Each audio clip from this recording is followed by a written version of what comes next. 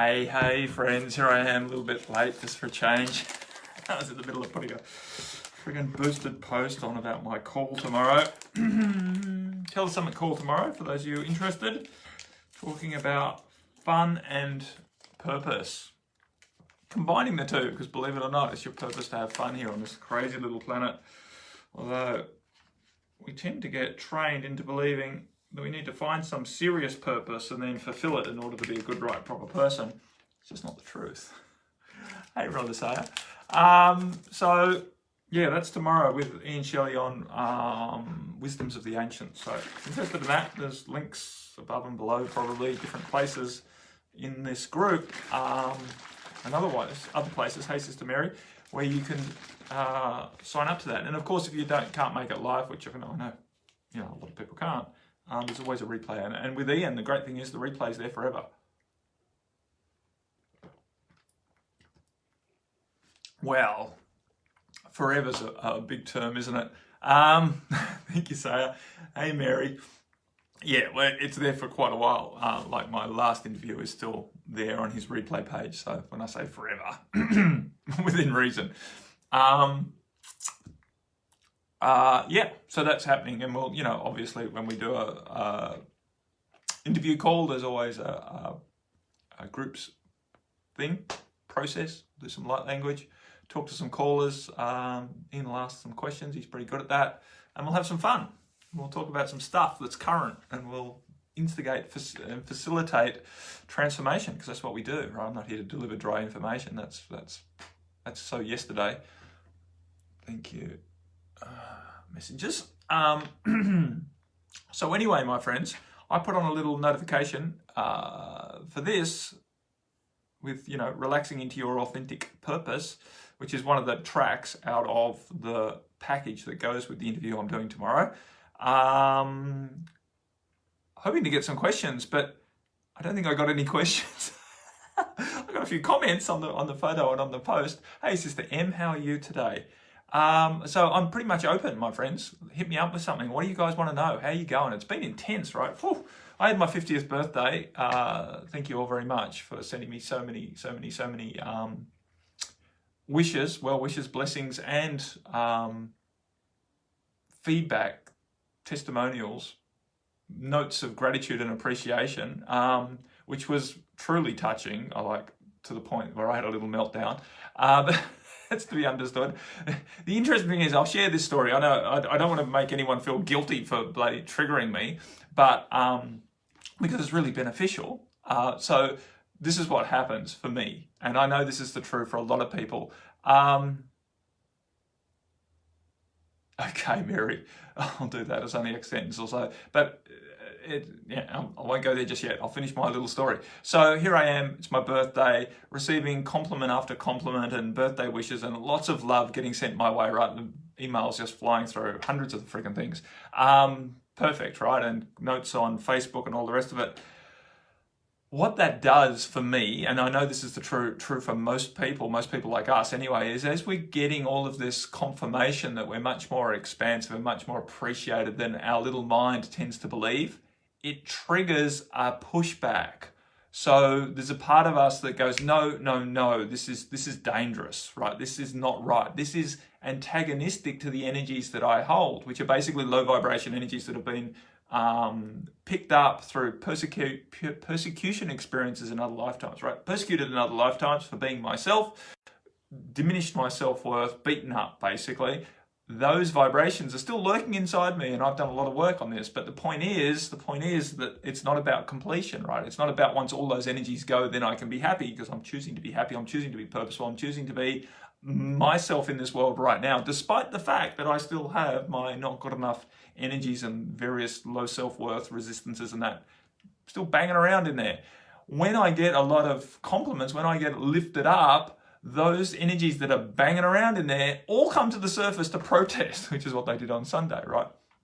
So I'm getting all of these compliments and I'm feeling shittier and shittier about myself as this is happening. But what I am feeling is what I am releasing. This is what you have to keep remembering. What you are feeling is what you are releasing. It's not that I was getting down on myself. It was the getting down on myself feelings were arising from within me. And of course, it's hard to keep an empowered mindset to that experience. It's easy to react to those vibrations in your field and allow yourself to align with them. And I did for a little while, I have to admit, but then pulled myself back out of it, remembered what was going on. Oh, what I'm feeling is what I'm releasing. I've been triggered by receiving all of these compliments and positive feedback and notes of appreciation and gratitude.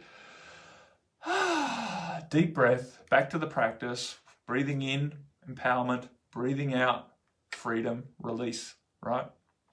And we move on. We move on knowing that I am shades, degrees more free of those vibrations that I've carried for millennia.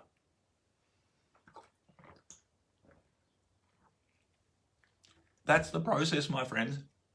The real point that I want to hammer in is that you don't need to be complete with the process before you can have a good life, before you can be happy, before you can be successful, prosperous, purposeful. You can be all of those things while in the process of moving consciously through your purification and whatever we want to call it, transformation, right? Evolution. That's the secret. The secret is getting comfortable with the discomfort of the process. The process naturally is uncomfortable as vibrations arise within us to be released. It's uncomfortable to feel that density arise. But when you put a positive spin on it and remember that this is what I'm releasing, then you can move through that uncomfortable experience with more comfort, right? With more acceptance, with more allowance, with more presence. Hey, Sister Kelly, how are you doing? What are you up to? I've seen some photos on your thing lately. Are they current? You all over the place dressing up and doing all your things? Looks like fun. Anywho, so there's no completion and you don't need to reach completion before you can be happy, right? Be happy in the process. Maintain allowance for the fact that from time to time you are going to get knocked around a little bit by what is coming up to release. But whenever you become aware of that, you take some deep breaths and you relax into the process and you release the stress around the experience. You release the judgment that the experience of feeling uncomfortable is somehow wrong and that you are somehow failing for having it, right? We're not here to appear like spiritual people with all of our shit together, completely balanced like some Zen master thing, never getting upset. That's not the goal of human life. The human life goal is to have experiences that help you expand into your truth. Hiding away in a monastery or limiting your senses and always staying peaceful and calm is no way to gain those experiences. We're here to live life, and that can be rather messy. So give yourself permission to be messy, give yourself permission to get in amongst it, and choose as best you can to maintain an empowered attitude towards that, right? So that your process doesn't upset you and create restriction to you actually taking action.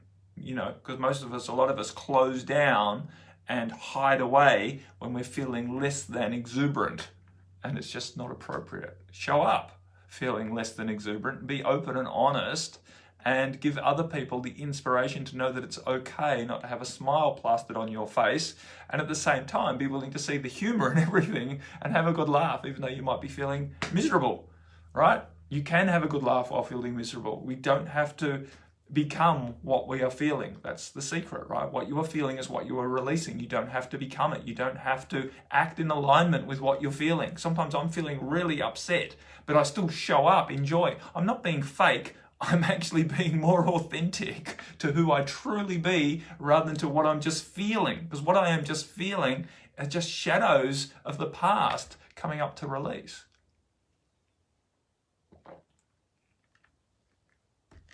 Anywho, Sister Mary had a question about, please describe your way of seeing what non-duality teachings are to you.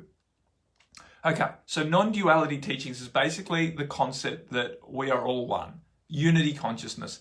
Everything that is happening, this cup, thank you Sylvie, this cup, this pen, that house, that bird over there, the desk, the thing, you, me, we are all the same energy expressing ourselves in different ways so that this illusion of the world can function to help us all have experiences that expands the inner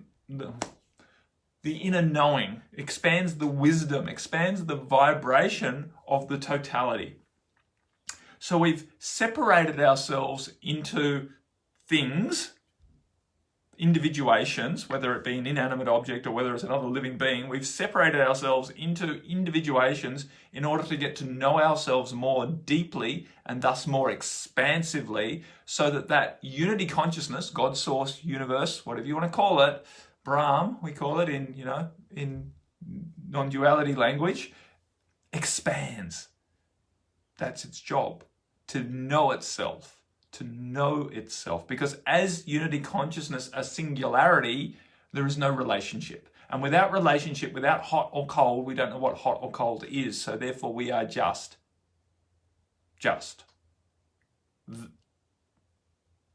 No description. There's no description on unity. You can use a description like omnipresent, omnipotent, which just means big and deep and everywhere. But there's no depth to that experience of being unity consciousness. So therefore we've broken ourselves up to have experiences. Non-duality basically is reminding us that this is all an illusion, but it's not a wrong illusion. It's a purposeful illusion, and it's not our job to pop the illusion and go back to unity consciousness, because then we've missed the point. But the gift of non-duality teaching is that when you have an awareness that we are basically in an illusion, having an experience that benefits the all, you can have more fun doing it. You can relax out of the stress of thinking that you're a little individuation self having to survive. Because you can't not survive. Yeah. I know your physical body can die. But you, the being having the experience, you cannot be destroyed. You cannot be diminished. You are a holographic fractal of the entire thing. All of the universe is within you.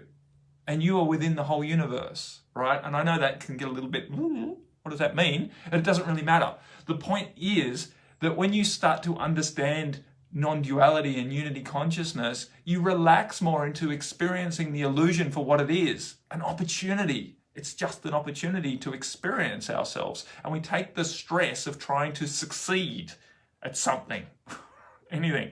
The religious teachings, the societal teachings, your whatever teachings that you're trying to succeed at. It's just robbing you a lot of the time of your joy.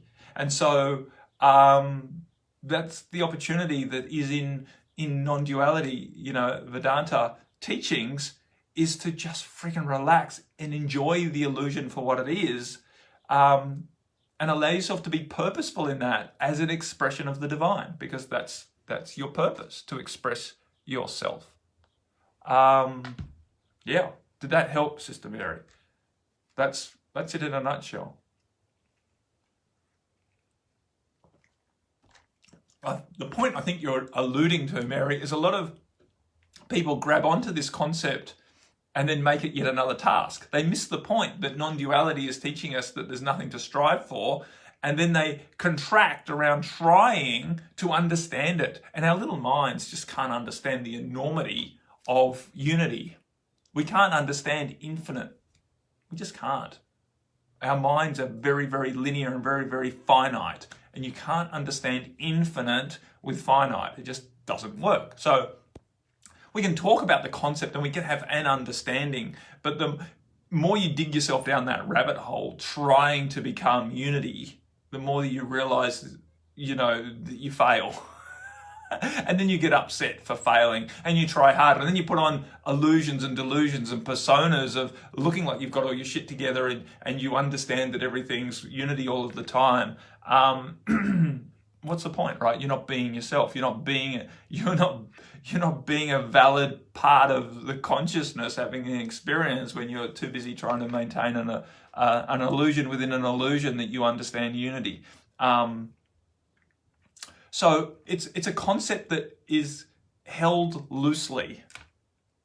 And it's an understanding that you don't need to keep top of mind all the time. We are supposed to get lost in the illusion to have the experiences. That's why we came here. That's why we are so amnesic on our incarnation, that we can't remember other incarnations. We can't remember our time in the astral. We can't remember things that would help us better be more in alignment with unity consciousness teaching, non-duality teaching all the time. So,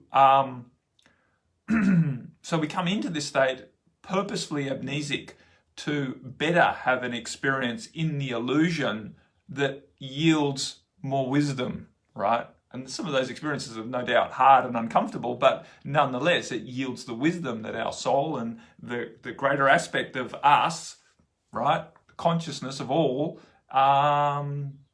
appreciates. We appreciate those experiences. Mary wrote, yes, always felt something was wrong with the teachings, as if something else was missing. I don't think something else is missing. I think what you experience as missing is the fact that most people just make it too important, the teachings. And it, in my opinion, the teachings of non-duality is a half-hour thing. Once you've been introduced to the concept, just allow yourself to experience it. Allow yourself to dance with it. Allow yourself to contemplate it, but not in an important way. I think this is where most people go wrong with non-duality, is they try and make it so important to get it right. And no one can get it right while you're in this illusion, right? When you're in a physical body, you are not going to get unity consciousness understanding, because it would mean that you would implode or explode, right? You wouldn't take the next breath. And I just did. So, allow it just to be a loose concept and not something that you need to get right. The last thing anyone needs on this planet is yet another stressful mandate to succeed at, right? And understanding non-duality is just one such thing, right? It's like trying to remember the scriptures. It's ridiculous, right? They're written in a book for a reason.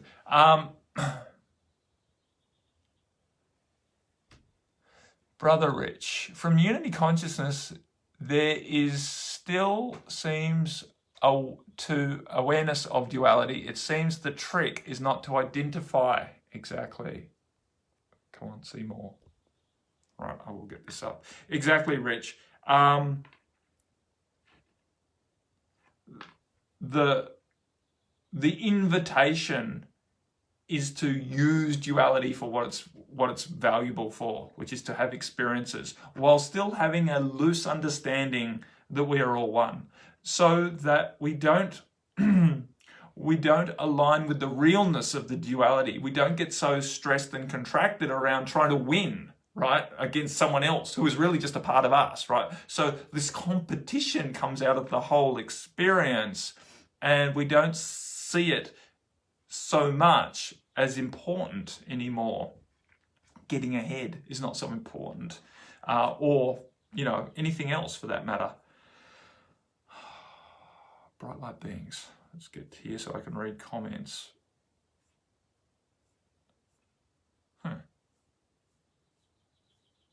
Why isn't this video showing up in the bright light beings group?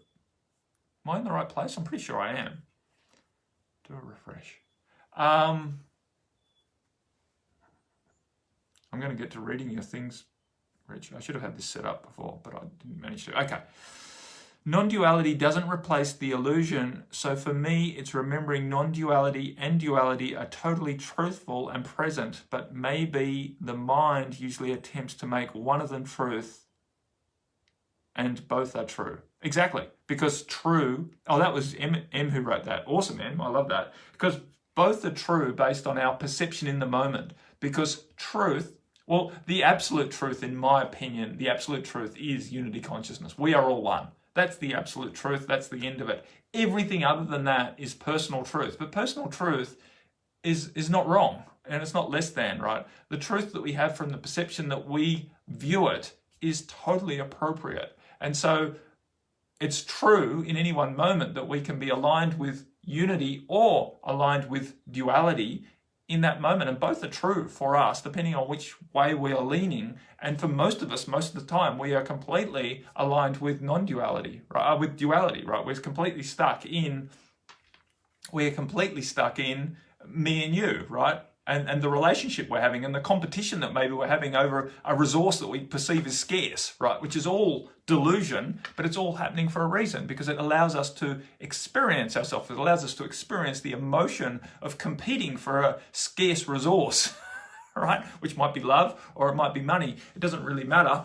But it's all delusion, but it's all delusion that is serving us. It's serving us to have these experiences.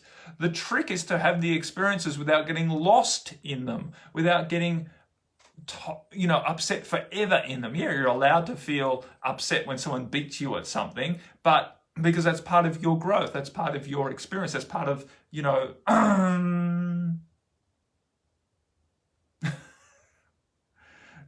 worries, Mary's struggling with her iPad, getting liking comments. So the point being is loosen up. I think this is the message I'm taking into tomorrow's Telesummit interview call with Ian. It's just have some more fun with this, because there's joy in every moment, and joy is not an outcome. It's not based on success. It's not that you get all the conditions right, then you're allowed to have joy or happiness, right? It's a choice. Whatever's going on in your life, you can choose to bring joy to it. You can choose to bring happiness to it. You can choose to relax in it. Relaxation, again, is not an outcome that somehow you manage to succeed at. It's not you manage to create the conditions that are right for relaxation. Oh, now I can relax because I've got rid of all of the distractions out of my life. That's a very short-term relaxation. The truth is you can choose to relax in amongst all of the distraction. Relaxation is just choosing not to get stressed, choosing not to align with the competition that's going on, that's presenting itself to you. You can still engage with the competition, but you do it without becoming the competition, without becoming the stress of needing to win in order to prove yourself. You have that choice. It's all choice.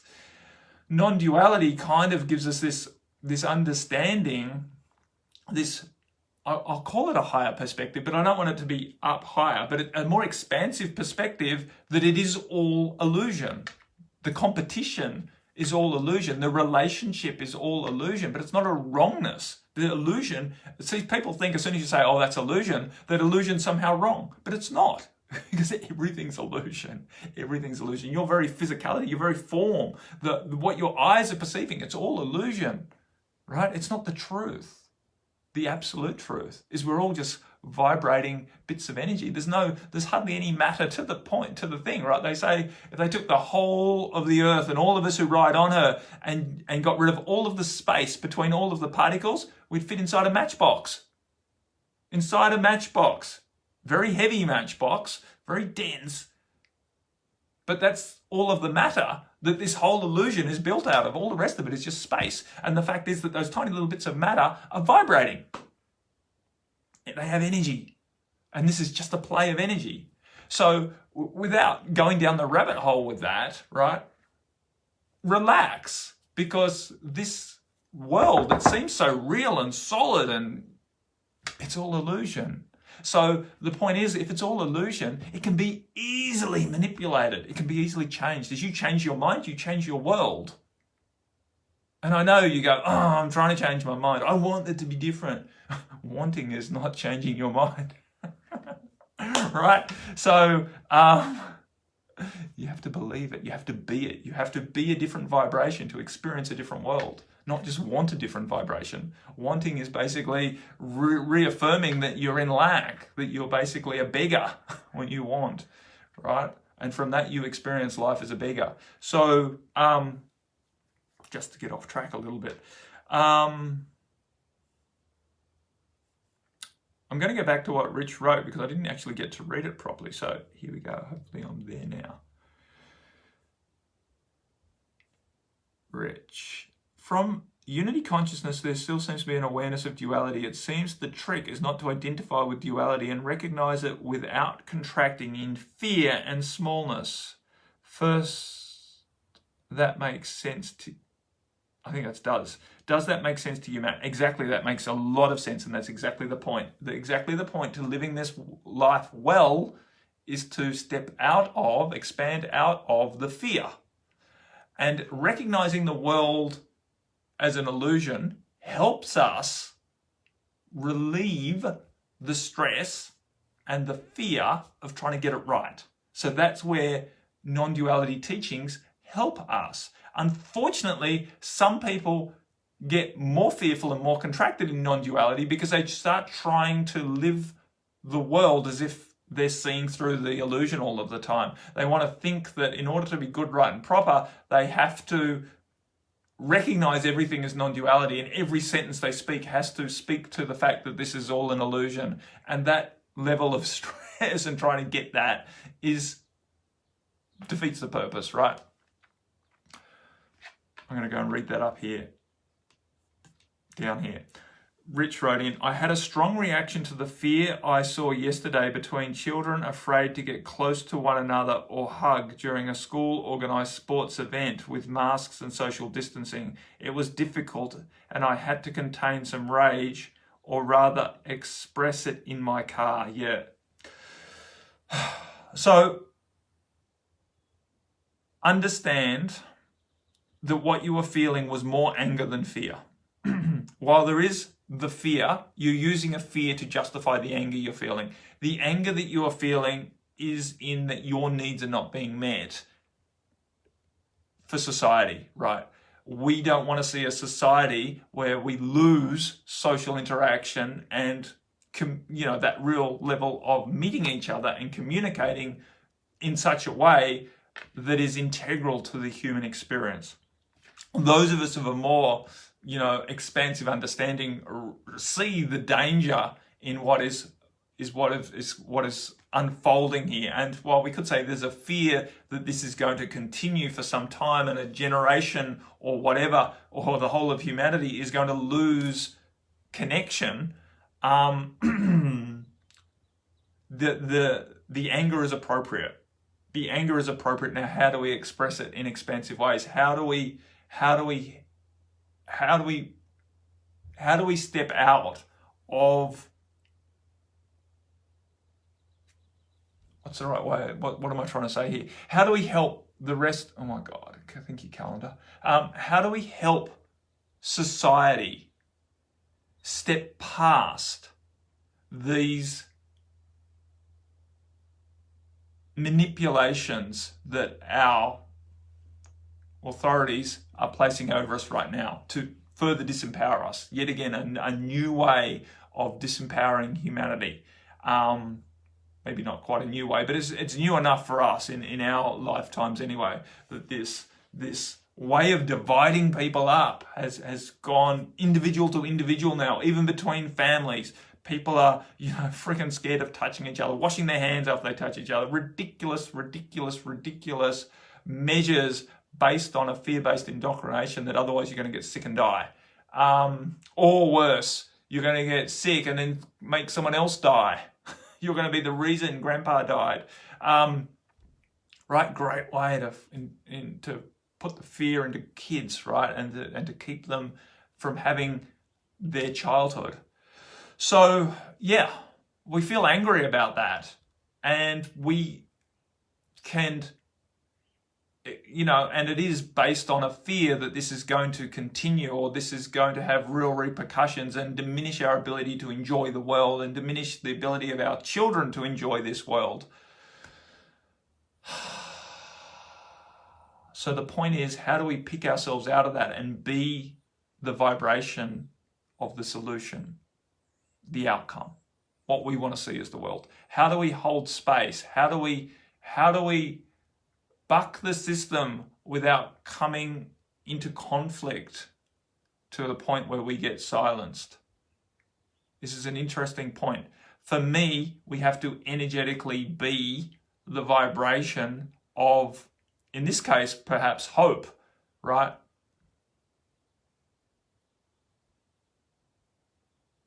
I think it's more than just not normal, Mary, because what the fuck does normal mean? But it's not in alignment with who we're choosing to be, right? So this, Mary wrote, this crap is pissing me off too. It's natural to feel this because we deeply know that it's not normal. There's no such thing as normal. Well, you know, everyone has their normal. That's based on what you've experienced for a period of time and you expect to keep experiencing. But, you know, we understand that this is not, yeah, it's not natural, and it's not beneficial, more to the point, right? And it's not aligning with who we're choosing to be in the world. So whenever your needs are not being met, whether they're perceived needs or real needs, you get angry. That's the normal reaction. So don't make your anger wrong. That's the point, right? We're supposed to be angry when our needs are not being met. At the moment, society is not meeting our needs. It's not being a place where we can feel happy and joyful easily in. To feel happy and joyful right now requires us to really try, because out there in the world, there's plenty of reasons to be dismayed and unsettled and uncomfortable. So, yeah, and exactly, Rich. So a perfect, you know, it's toxic. What is happening in the world is toxic. And I'm going to come back to this. And Rich also said, I wept to release the grief, which is perfect, right? Get out of the situation and allow yourself to release, because that's what's happening. This is what the whole thing is for society. What we are feeling is what we are releasing. What society is going through now is what we are releasing. We're going through an intense process of purification of lockdown, right? We have been experiencing lockdown energetically for 5,000 odd years. So that is what's coming up very, very intensely right now for us all to experience and release. When we can maintain that attitude, that even though the world is looking like it's going backwards, this is actually a process of purification. This is actually a process of bringing to the surface what needs to be addressed. Then we can deal with it in a more empowered way. Of course, it's very easy to get lost in the fear. Yeah, I'm just checking. I've got a session coming up. I had to check my calendar to make sure I hadn't forgotten when it was starting. When we get the danger is we get lost in the fear that the world is going backwards and it's not going to recover, right? And what is happening is bad and wrong, and you know, we're losing it. If you can release and relax out of that, because the problem is getting stressed doesn't actually help the process. Making this lockdown quote unquote wrong and the, you know, all of the manipulation wrong doesn't help. It's not that I'm saying you should go along with it, but I'm saying just release the judgment against it and just bring that higher sense in that what we are experiencing is what we are releasing. It's what society is purifying itself from. And while it's very hard for the logical mind to see how this is going to unfold in a good way right now, we have to maintain that intention and that trust, faith in the process. And our job is to be a beacon of light, to be an invitation for inclusivity when they are trying so hard to promote divisiveness, right? To divide us up, to have us scared of one another, to have kids scared of each other, right?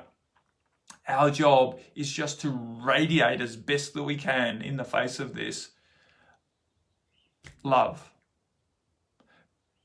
and keep remembering and being okay with the fact that we are called to purify the grief and the fear and the unsettledness that this whole situation is invoking in us as aware beings on the planet. Most people are so unaware that they just go along with it, thinking that this is what you need to do in order to survive, in order to be right, in order to, you know, partake in society, that society is telling me to do this, therefore as a good, honest cog in the machine, I'm going to do what they tell me. I'm going to put the mask on, I'm going to take one for the team, I'm just going to, lose all my social contact and all the rest of it, because that's what I'm being told to do. That's what we have to do in order to go through these unprecedented times of this pan-fucking-demic, right? So they're not wrong, they're just immature, right? It's easy to get, immature people to do what you want, feeding them a fear-based narrative. Our job is not necessarily to buck the system to any degree that we bring harm to ourselves, but our job is to be the vibration, right? You look at Mahatma Gandhiji's work of his way of defiance, non-violent, right? Non-violent protest. That's what we're all being called to do internally. The trick for us is to understand that our anger doesn't need to be channeled towards a certain thing that we perceive is wrong, but to allow our anger to arise more as a form of grief, as you said, Rich, more as a form of grief, that this vibration that we're experiencing doesn't nurture my soul. This is not the representation of the world that I'm looking for, and I'm choosing to hold at least a vision in my mind of the outcome that I am choosing, and I'm willing to stand up, and I'm willing to speak to that, and I'm willing to keep walking out into the world and going, this is unsustainable, right? Kids not being able to touch and hug and communicate without their faces covered is just ridiculous. Is absolutely ridiculous. But contracting around that and getting more stressed doesn't actually help us effectively advocate for the outcome we desire. The more that we can talk to it in rational terms, the better off we're going to be, because the one way that the darkness works is to marginalize and what is it when they make you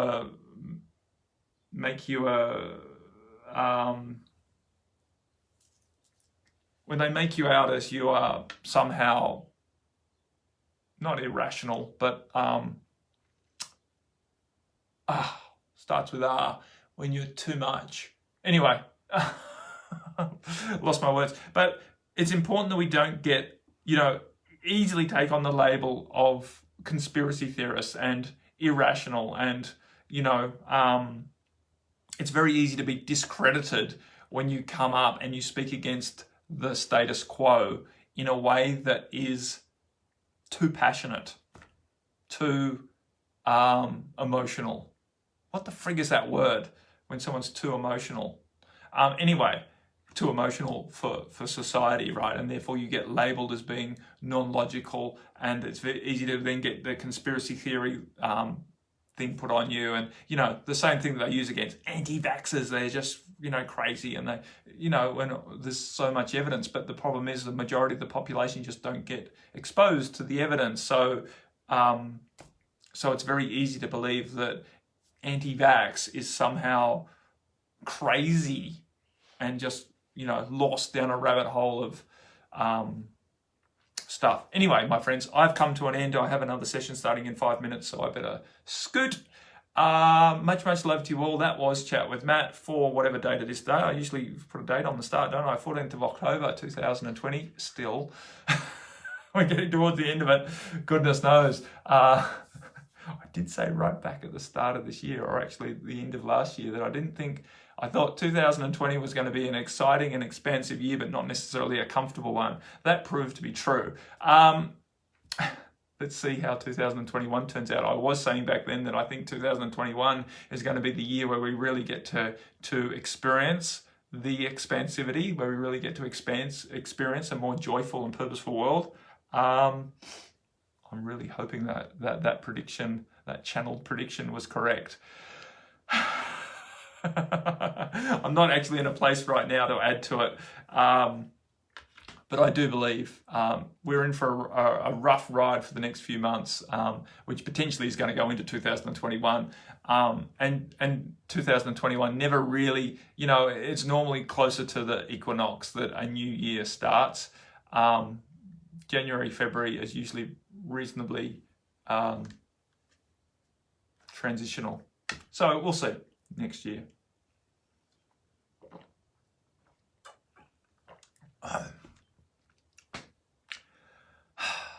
truth is, my friends, none of us know. And the truth is, none of us need to know. While our mind would love the predictability of being able to see that our happiness is in the future, the truth is your happiness is a choice that you can make right now. And to project into the future, wanting things to be different so that then you can be happy, you're missing the point. Despite all of the shit that's going on right now, as you know, Rich was talking about, viewing the school athletics and whatnot, we can still choose to be happy right now. We can still choose to maintain our faith in our light and be happy in it right now, to relax into experiencing this world as a magical place, and as a place that is very malleable. And while right now it's looking like it's out of control and the dark forces are really winning with the narrative, I choose to believe that what we're experiencing is what is releasing. And just keep the faith, my friends, and just relax into being happy. The more that you can relax, the better off we're all going to be. We'll end it there. Much love. Namaste. Bye for now. The finish button didn't work.